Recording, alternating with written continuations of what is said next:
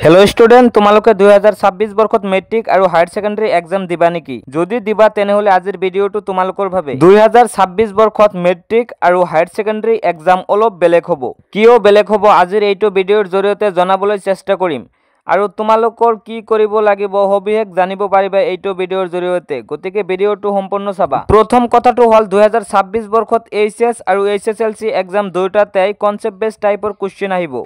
एतिया कथाटो हइसे कन्सेप्ट बेस्ड क्वेश्चन केनेका धৰণৰ क्वेश्चन হয় মই তোমালোকক বুজাই দি আছো। कन्सेप्ट बेस्ड क्वेश्चन মানে ডাইরেক্ট কিতাপৰ পৰা নোহোৱা क्वेश्चन কিতাপত যি কেইটা क्वेश्चन থাকে সেই কেইটা क्वेश्चन তোমালোকক ডাইরেক্ট নিদিয়ে মানে তোমালোকৰ এটা কনসেপ্টৰ ওপৰত কিমানখিনি নলেজ আছে সেইখিনি ট্ৰাই কৰিবলৈ তোমালোকক বনাই क्वेश्चन বিলাক দিব। যিবিলাক क्वेश्चन তোমালোকক অলপ বনাই দিব সেইবিলাক क्वेश्चनকে কনসেপ্ট বেস क्वेश्चन বুলি কোৱা হয়। মানে ডাইৰেক্ট কিতাপৰ পৰা क्वेश्चन বিলাক নাপাবা क्वेश्चन বিলাক অলপ ভিতৰৰ পৰা তোমালোকক বনাই দিব। এনেকুৱা ধৰণৰ क्वेश्चन মেট্ৰিক পৰীক্ষাত আহিছিল প্ৰিভিয়াস ইয়াৰত কিন্তু এইবাৰ এইচএস এক্সামত আহিব বুলি তেওঁলোকে মডেল क्वेश्चनত তেওঁলোকে জনাইছে। এইচএসৰ যোনটো অফিশিয়াল ওয়েবসাইট আছে তেওঁলোকে ইতিমধ্যে সেই ওয়েবসাইটত মডেল क्वेश्चन আপলোড কৰিছে আৰু মডেল क्वेश्चनত এই কথা স্পষ্ট হৈছে যে তোমালোকক এইচএস এক্সামত কনসেপ্ট বেস্ডৰ क्वेश्चन আহিব। তোমালোকে এতিয়া নিশ্চয় বুজি পাইছা কনসেপ্ট বেস্ড क्वेश्चन কি तार माने तुम्हालोकर कन्सेप्ट क्लियर थाकिले तुम्हालोके क्वेश्चन आंसर बिलाक करिब पारिबे।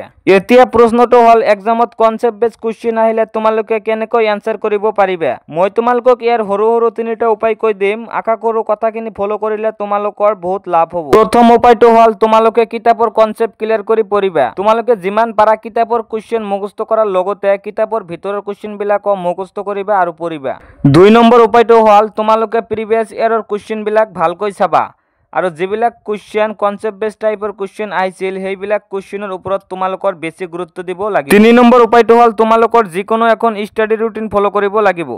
তাৰ মানে এনেকুৱা এখন তোমালোকৰ ৰুটিন ফলো কৰিব লাগিব যিখন ৰুটিনৰ দ্বাৰা তুমি ম্যাক্সিমাম সময় স্টাডি কৰিব পাৰা। যদি এই তিনিটা পয়েন্ট তোমালোকে ফলো কৰিব পাৰা তেনেহলে মই আশা কৰো পৰীক্ষাত তোমালোকৰ যিকোনো কনসেপ্ট বেস্ড টাইপৰ क्वेश्चन আহিলে তোমালোকে আনসাৰ ধুনিয়াকৈ কৰিব পাৰিবে। এইখিনি আছিল আজিৰ ভিডিও। যদি ভিডিওটো ভাল লাগে তেনেহলে চেনেলটো সাবস্ক্ৰাইব কৰি দিবা আৰু লগতে ভিডিওটোত এটা লাইক কৰি দিবা।